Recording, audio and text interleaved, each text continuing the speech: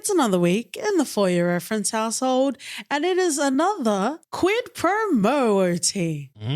We obviously have friends and lovers of differing quality and variety, but some top tier fellow film podcasters that we love and have joined and championed the journeys together throughout the years is Hustle, motherfucking Hustle. Shout outs to Brent and PJ, did an episode in 2019, which is so good, and I was cackling, and I just want to open the book of home video Hustle in the chapter of Brent. Black people know this movie, but if you don't know it, you're probably not black.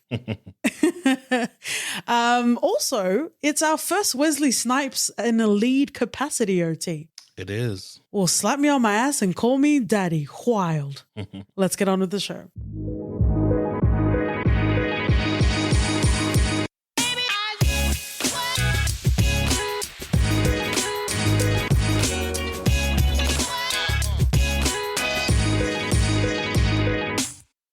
Friends and pretty motherfucker lovers, welcome back to the For Your Reference podcast.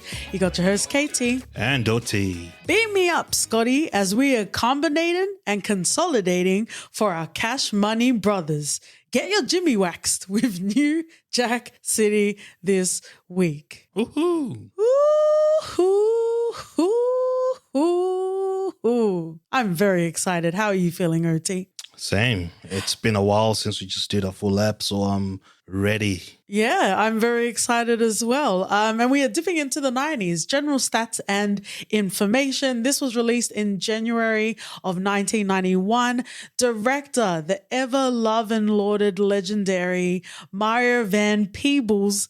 And just to have a moment of flowers, obviously the iconic New Jack City. He also directed 5 episodes of Wu-Tang, an American Saga. Nice. 2 episodes of Raising Kanan, 1 episode of Power, 5 episodes of Empire, 4 episodes of Being Mary Jane, 1 episode of Roots, and I guess for everyone else that's listening, he also directed on Lost, Sons of Anarchy, and Law and Order.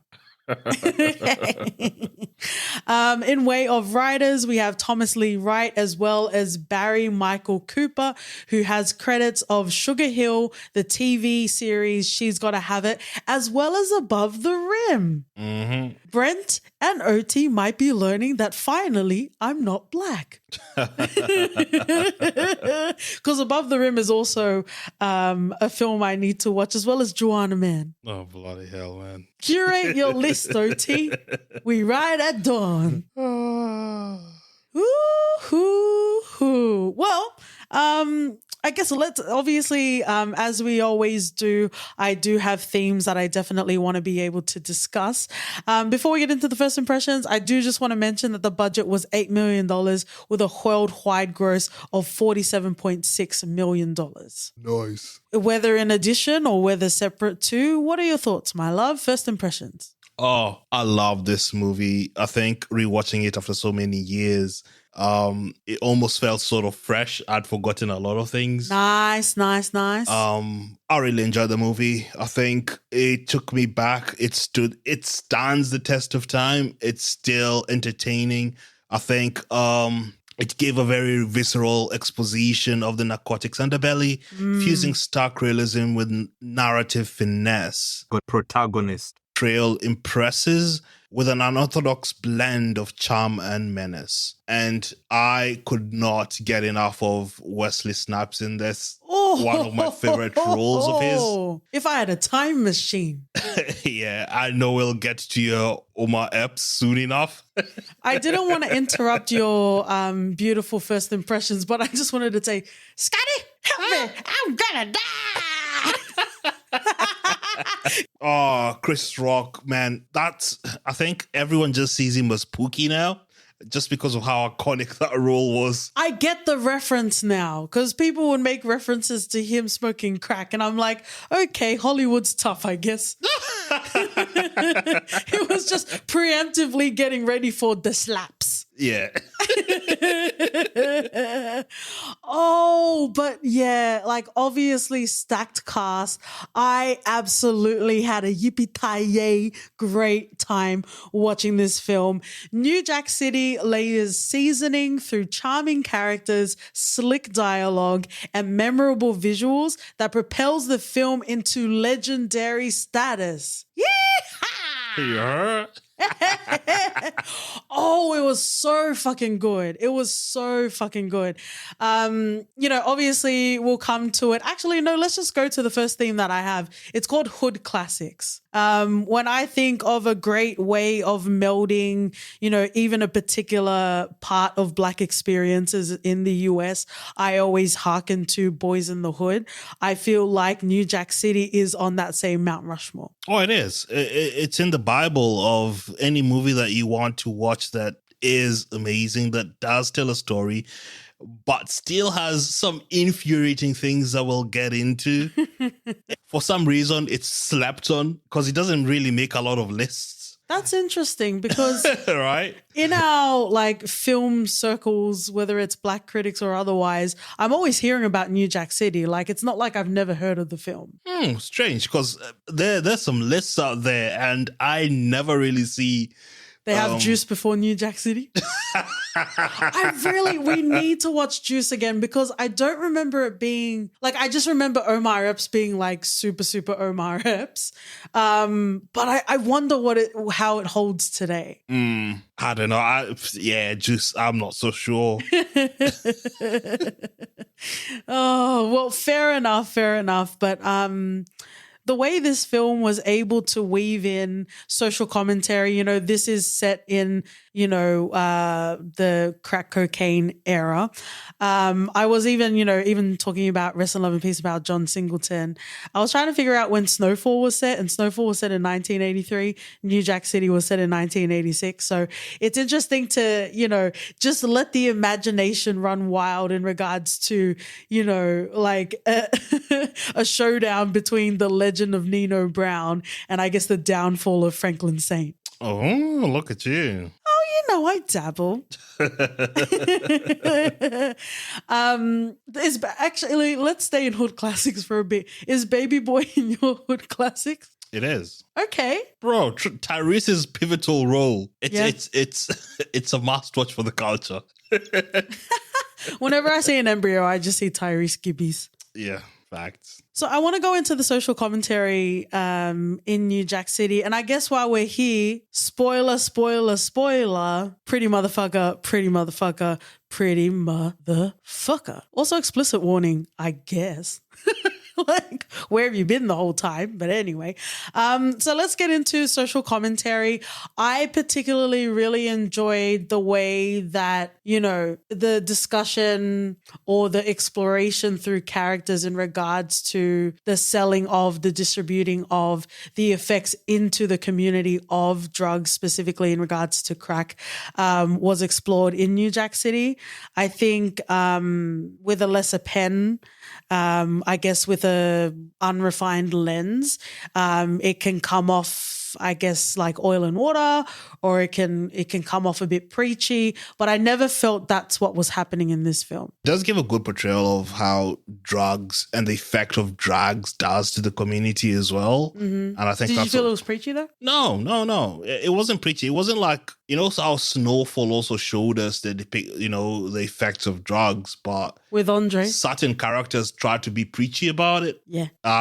This didn't feel like that. Mm-hmm. It left it to the audience to decipher that for themselves. Mm-hmm. I think that's what really worked so well with this. Yeah, I absolutely agree. I also love the way that I guess it wasn't shouldering on the onus of the character sort of dialogue.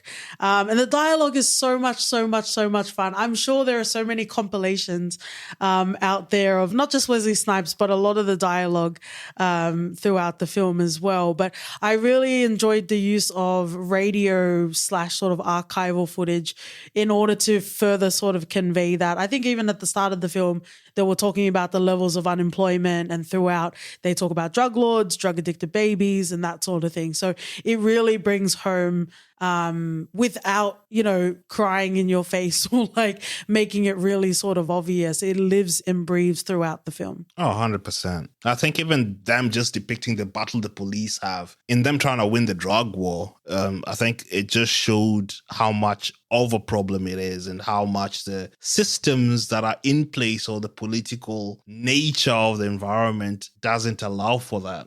Yeah, you called me a Hotep a couple of episodes ago, but I'm most welcome to give you the Hotep King crown, OT. Although I'm still swimming with the orcas, absolutely. But it was absolutely done so well. And yeah, there's a reason why even to this day, with my KT Brovlowski sort of 2020s lens, that I was keyed in to this film. The next theme that I have is street justice. And this film opens up with, dangling someone over a bridge. And I guess that's just to overemphasize Nino Brown and I guess how 10 toes down he is about his money and about his hustle. But it's definitely a lot of fun. Well, I guess it depends on where you are and how you're watching it, but I was having a lot of fun. I was like, yes, please. Wow. I took it as just showing how Nino was brutal. He really didn't suffer fools, nor did he even care to give people a second chance. Mm-hmm. If he felt slighted in any way, that meant the end, pretty much. Yeah, are you my brother's keeper or not?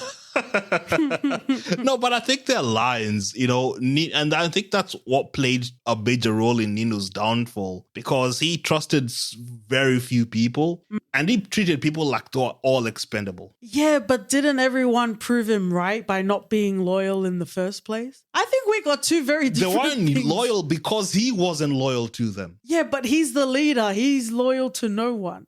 You're giving. I'm hoping for Nino Brown energy, but I'm getting G Money, unfortunately. That was my girl, man. Bruh, your girl was for everybody. You just didn't know it yet. No, you see, things like that. Nino needs to. Nino Brown was the usher of the day. Wow. Wow, look at you being topical. He needed to set boundaries, or at least make his two ICs feel as if they're respected to some degree. Hang on. I don't think you would ever say that about Avon Barksdale. I don't think you would ever say that about Franklin. And I definitely don't think you would say that about Jamie St. Patrick. No, I'd say that pretty much about anyone. What? That they need to be respectful to the people under them? Not respectful. Like, let the people not feel like there's any way of progressing. Okay, continue. We had Avon treated people differently. He had a structure. People knew he was boss. And yes, he didn't suffer fools. But then again, he didn't kill every second other person just because. Okay. He didn't go sleeping with Stringer's girl. Okay. They're lions. They're lions. But Jamie St. Patrick would be exactly what you're saying Avon isn't. Jamie St. Patrick isn't into redheads. Because that's the only person Tommy would date. So that would never happen. But you're saying potentially killing recklessly. Ghost did that. Except, bar for spoilers. But, we've covered Power, Friends and Lovers. But, Ghost really was that ruthless motherfucker. That was like really the only thing I respected about his character. So they built this empire, the three of them. Mm-hmm. And once he started, getting more control, it stopped being we and started becoming I. I run this shit. It was always I, though. The same way it's always I with Nino Brown. Say that, whisper that shit. Okay, so it doesn't matter what it really is. You just don't want it to be said. You just don't want it to be polluted out in the publics. Is that what you're saying? It's ways to control the people who will run for you. Okay, well, I guess this is the question then. When Nino Brown says, "Am I my brother's keeper?" Yes, I am. Are you saying that that's all lip service and he doesn't believe that? He doesn't, because he is not anyone's keeper. Wow. He's his own then keeper. Why would he say it? To make other people feel like they... You know what he should have said? Mm. All of you are my keepers. And that's it. It was Nino Brown, not Dictator Brown. He was giving auto energy from belly. You are forbidden for the rest of the year. in referencing Belly. Okay, Belly is a hood classic though. It is. Yeah, so have some respect. Come on, we combinated and consolidated, OT. We did. But I love Nino as a character, but he is super flawed. And it led to his bloody downfall at the end of it. I feel like Nino Brown and was it Alonzo? Denzel Washington's character in Training Day would like get along very well. True. Because a crooked cop at some point just stays crooked. Mm-hmm. Speaking of Training Day, considered hood classic? Oh, yeah. I think... So it's not necessarily just like in the hands of Black people. It can be claimed in particular ways as well. Mm-hmm. Okay. Amen to the gospel of OT. How about the scene... Oh, there's so much great dialogue. Like, I am such a sploosh master for great dialogue. The vulgar, the better in my nasty places. I never liked you anyway, pretty motherfucker. Shout out to Clarence Royce of The Wire.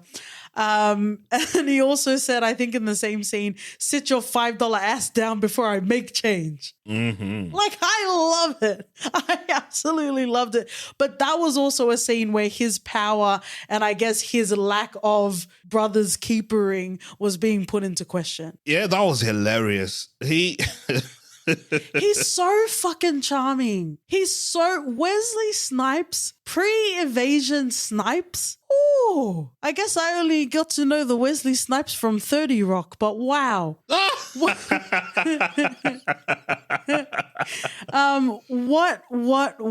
a time in cinema. I love my Kaluyas. I love my Boyegas. But there was something about Wesley Snipes, especially in this film. Ooh. Mm-mm. Yeah, he carried himself differently. Even when he, like you said, when you're saying, beating his own people indiscriminately. Oh, that's not what I said. And I'm pretty sure the first casualty at the start of the film was a white man. Shout outs to Brent, Home Video Hustle. He said that they reversed the black movie trope, and in this case, the first person to die was a white person.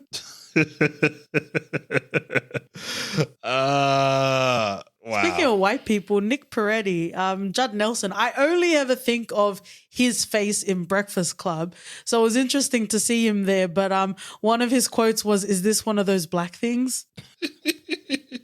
Yeah, that was hilarious. I think, and even the dynamic between him and Scotty's character was quite good to see because the push and pull, they hated each other's guts. They didn't really want to understand each other, even though they had so many similarities. But at the end, it all came in together and it just worked top to bottom. Yeah. The next theme I have is essentially the system. And I'm just going to read the quote from Nino Brown. And I guess also before I read the quote, it kind of reminds me of Omar in The Wire as well. He's also in a courtroom having a similar sort of sentiment as well. But this is Nino Brown. I'm not guilty. You're the one that's guilty. The lawmakers, the politicians, the Colombian drug lords, all who lobby against making drugs legal, just like you did with alcohol during the prohibition. You're the one who's guilty. I mean, come on, let's kick the ballistics here. Ain't no Uzis made in Harlem. Not one of us in here owns a poppy field. This thing is bigger than Nino Brown. This is big business. This is the American way. Yeah. This is also the way the government used to, used to put black neighborhoods down.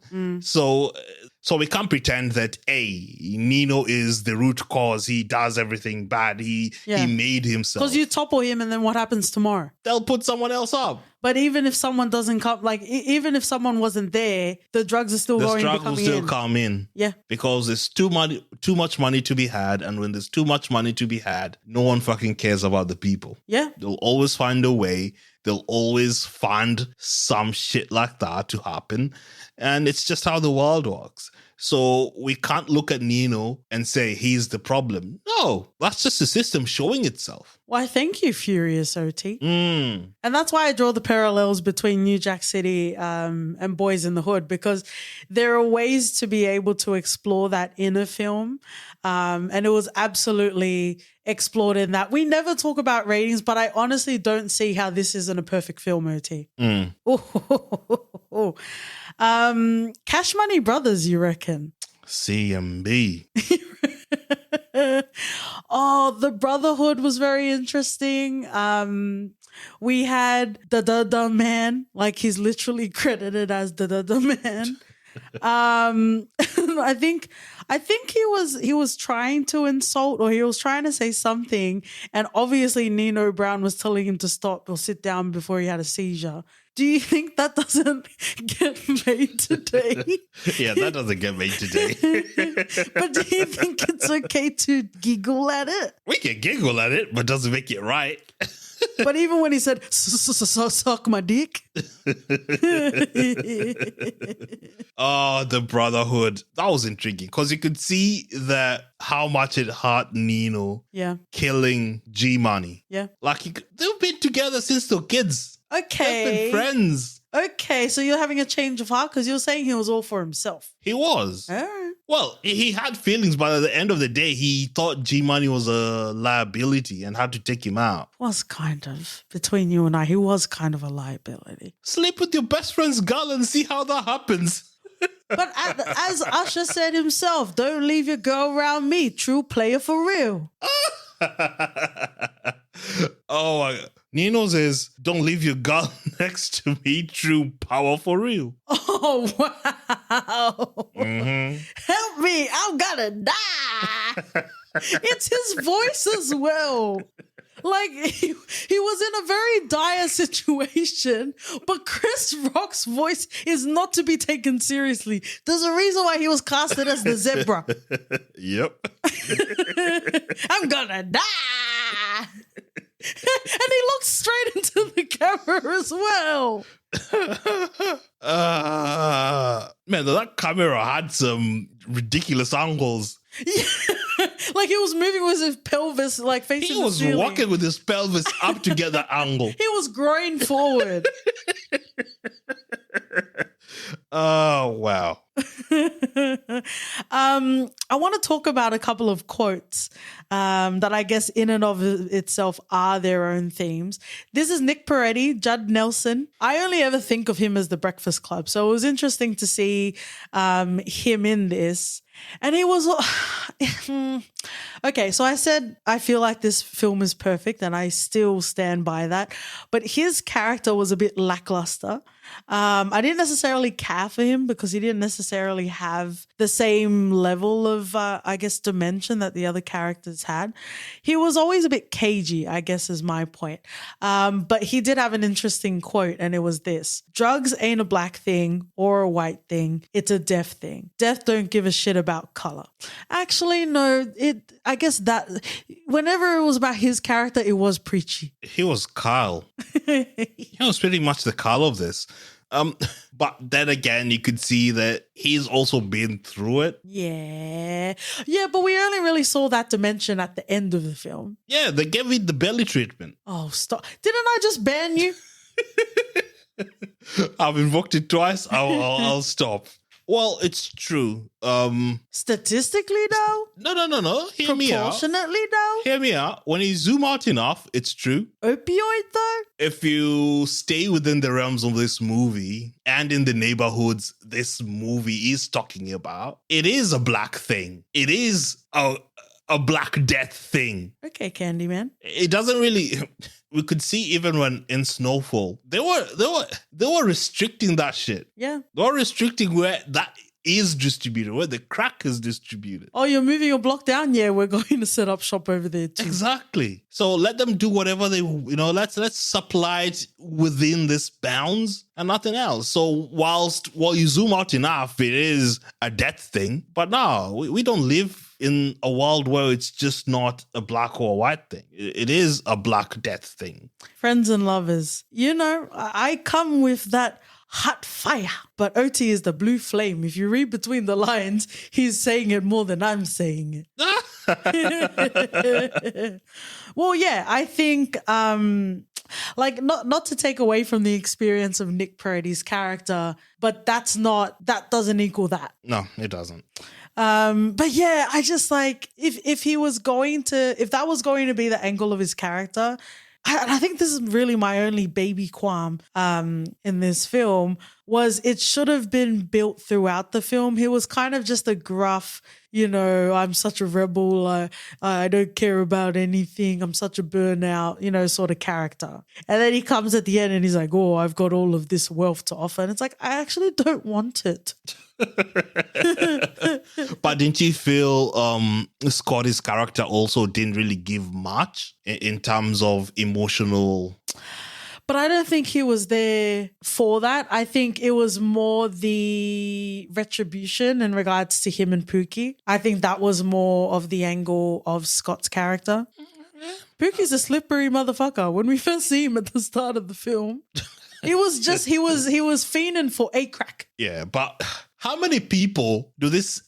Near a person with dreads did we see in this entire movie?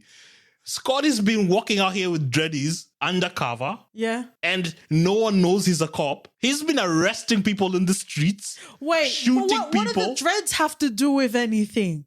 How do you not remember someone who's dready out there when everyone else has a fade?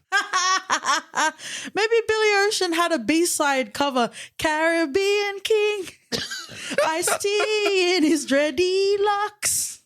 Man shot Pookie out in the street. People came around. I don't think I even thought to think if there were other dreadlocks there. Did you? I was looking. Did you do a thing? How do you forget to see you? How do you? No. Man, he didn't even try to disguise himself. No, I agree with everything. It's just interesting that you focus on the dreadlock component.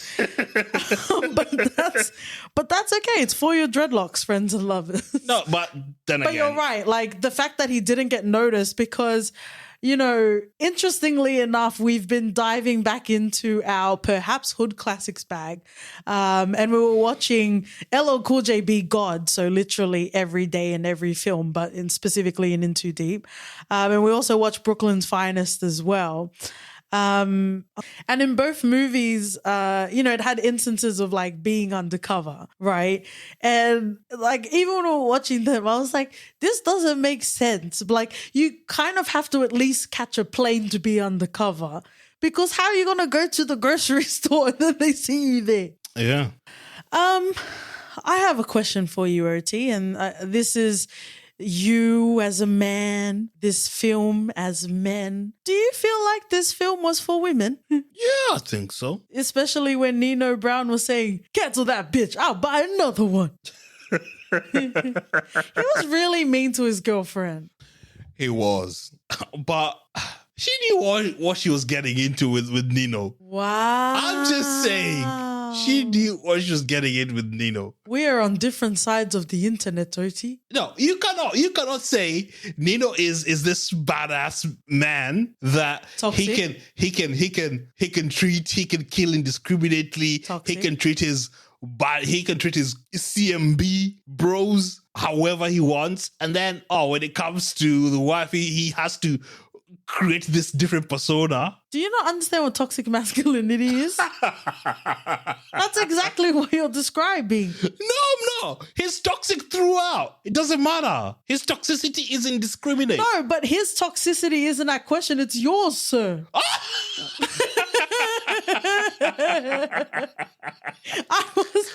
It was pretty clear to me that Nino Brown don't get down for the women's. Like that was clear.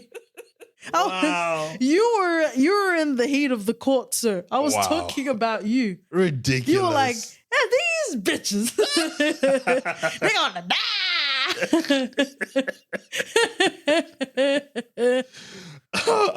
Speaking of the top bitch, respectfully, shout out to Vanessa Williams of Candyman fame. Keisha really held it down. Oh, she did. Oh, yeah, she was great. It was sad to see how she ended up, but no one really fared well in this film. Exactly.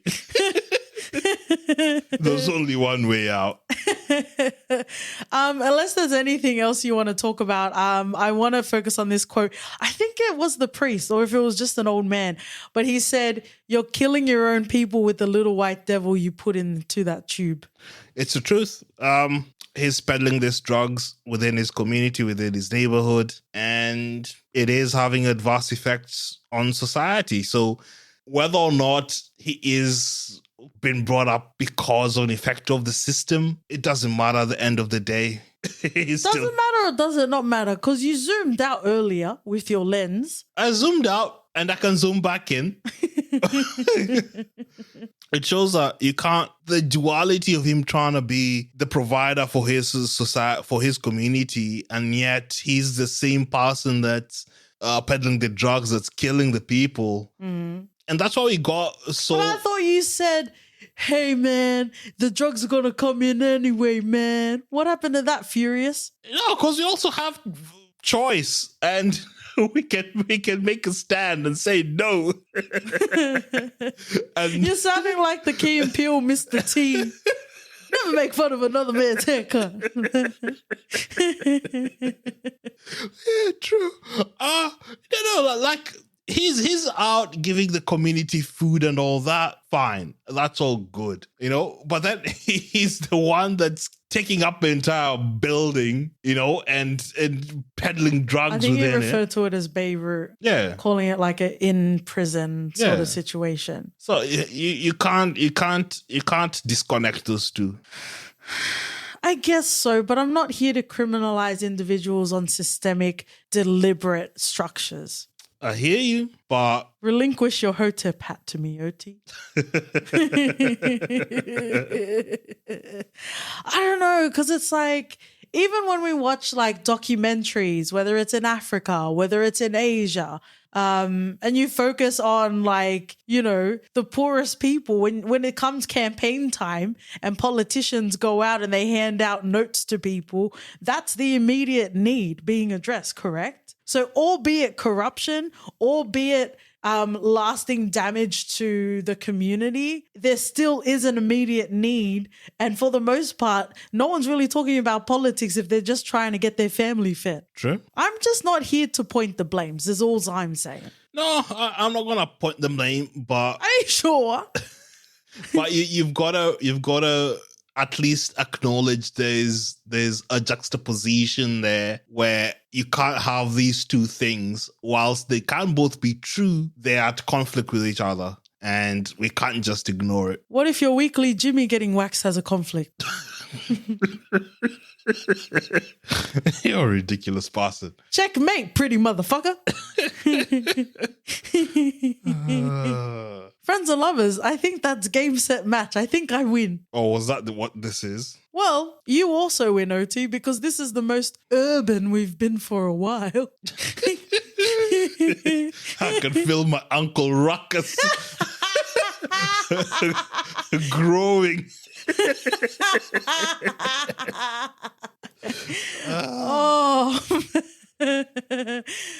Oh, man.